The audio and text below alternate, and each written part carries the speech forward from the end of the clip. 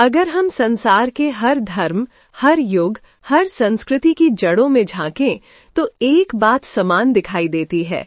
स्त्री को सृजन का प्रतीक माना गया है। कभी उसे शक्ति कहा गया, कभी देवी, कभी माँ तो कभी अन्नपूर्णा। ये उपाधियां केवल आदर के शब्द नहीं थीं, बल्कि मानव समाज की सबसे गहरी सच्चाई की स्वीकारोक्ति थीं कि स्त्री में वो क्षमता है जो ईश्वर के सृजन स्रोत के समान है। स्त्री की तुलना भगवान से क्यों? जब मनुष्य ने पहली बार सृष्टि के रहस्य को समझने की कोशिश की, तब उसने देखा कि जीवन का आरंभ माँ के गर्भ से होता है। वो आश्चर्यचकित हुआ कि एक शरीर में दूसरा शरीर पल सकता है, एक जीवन दूसरे जीवन को जन्म दे सकता है। ये वही क्षण था जब मनुष्य ने जाना जो सृजन कर सकता है वही ईश्वर है, और उसी क्षण से स्त्री को ईश्वर की अभिव्यक्ति के रूप में देखा जाने लगा। हिंदू धर्म में कहा गया है, यत्र नार्यस्तु पूज्यन्ते रमन्ते तत्र देवता, अर्थात जहाँ महिलाओं का सम्मान होता है वहाँ देवता निवास करते हैं।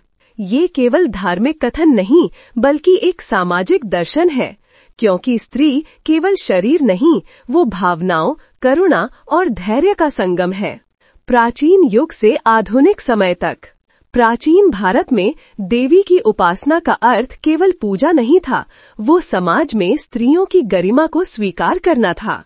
सरस्वती, जो ज्ञान की देवी है, इस बात का प्रतीक है कि शिक्षा और विचार स्त्रियों से जुड़ी हुई शक्तियां हैं।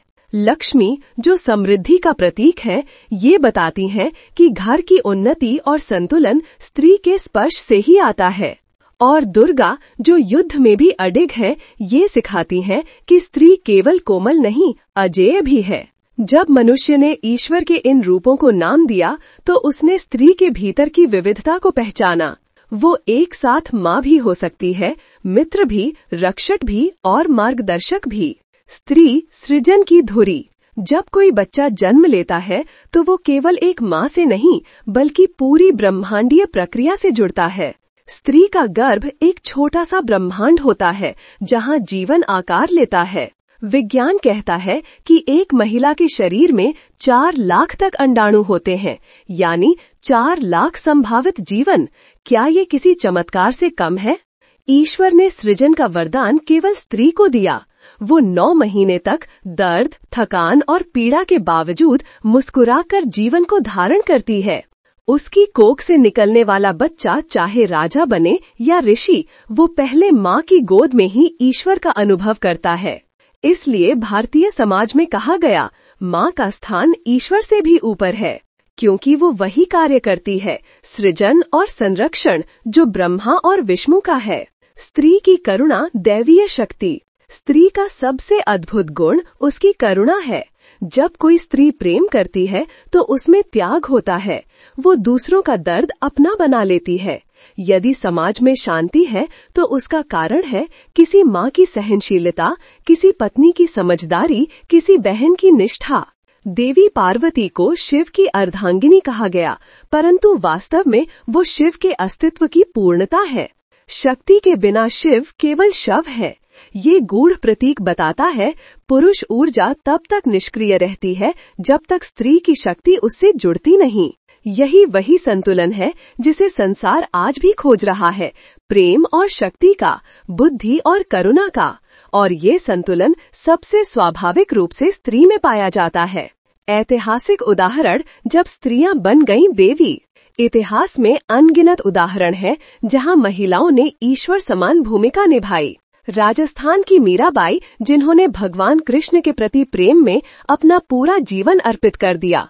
उन्होंने समाज को सिखाया कि भक्ति का अर्थ समर्पण है, न कि धर्म का बंधन। झांसी की रानी लक्ष्मीबाई, जो रणभूमि में खड़ी रहीं, उनमें दुर्गा का रूप दिखा। अहिल्याबाई होलकर, जिन्होंने अपने राज्य में मंदिरों का पुनर्निर्माण कराया, उनमें अन्नपूर्णा की करुणा दिखी।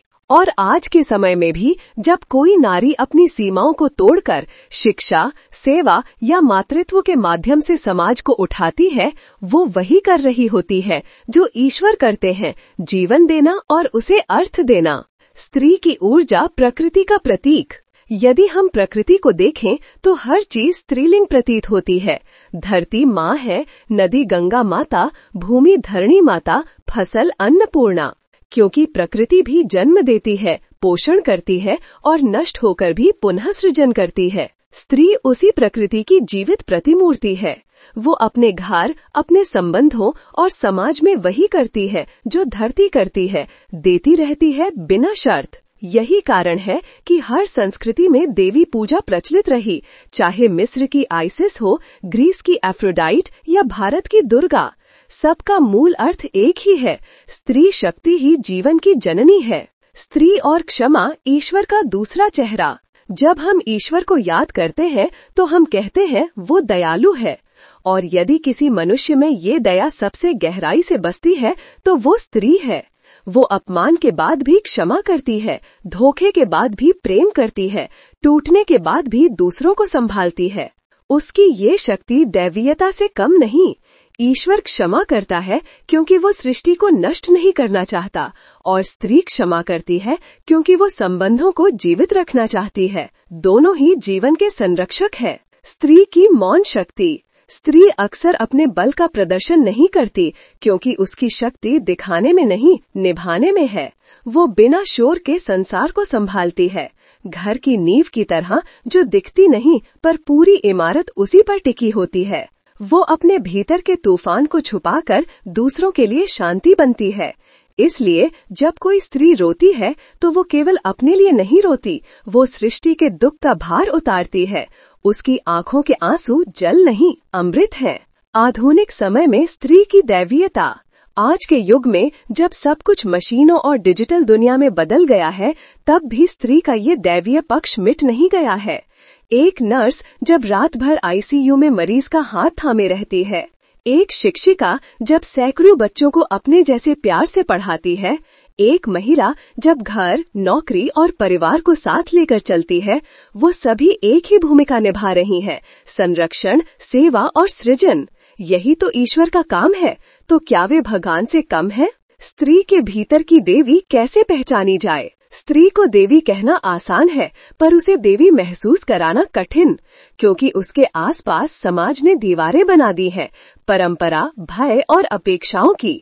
पर जब वो इन सब के पार जाती है, तब उसे अपने भीतर की शक्ति का एहसास होता है।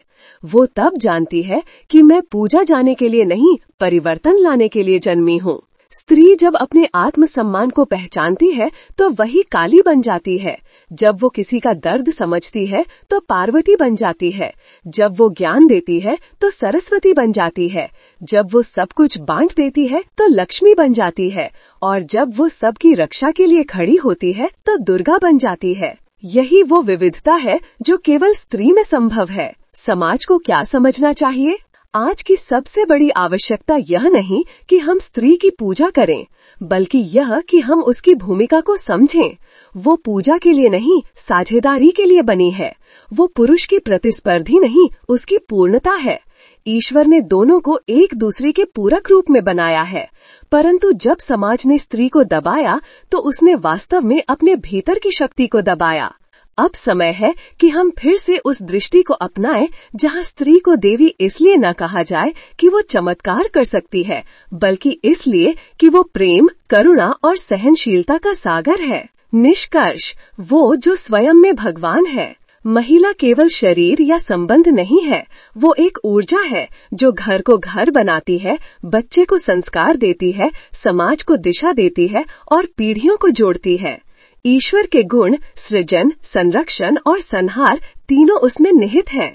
वो सृजन करती है जब वो जन्म देती है, संरक्षण करती है जब वो परिवार संभालती है और संहार करती है जब वो अन्याय के खिलाफ खड़ी होती है। इसलिए उसे शक्ति कहा गया, क्योंकि उसके बिना कोई अस्तित्व नहीं। आज भी जब कोई माँ अपने बच्चे को भूख से बचाती है, जब कोई पत्नी अपने पति की असफलता में भी उसका साथ देती है, जब कोई बेटी अपने पिता के आंसू पोंछती है या जब कोई बहन अपने भाई के लिए प्रार्थना करती है, वो सब दैवीयता के उसी स्वरूप को जी रही होती है जिसे हम भगवान कहते हैं। अंत में बस इतना ही कहा जा सकता है, भगवान को देखने के लिए आसमान की ओर मत देखो, अपने आसपास किसी महिला की आंखों में झांको, वही तुम्हें करुणा, सृजन और प्रेम का सच्चा रूप दिखाई देगा।